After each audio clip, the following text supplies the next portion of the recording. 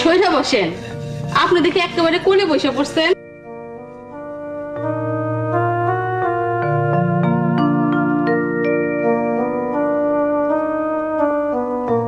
ও আল্লাহ, তাই বলে হিন্দুস্তান চলে যাবেন? চুপ থাক, তোর কাছে বোনের আমার ঠেকা পড়ছে। এই, তুই তোকারি করেন কেন? আমার ইচ্ছা, মতি মিয়া নিজের ইচ্ছায় চলে, অন্যের ইচ্ছায় চলে না। ওরে বাপ রে, আপনি দেখি বিরাট ইচ্ছাওয়ালা।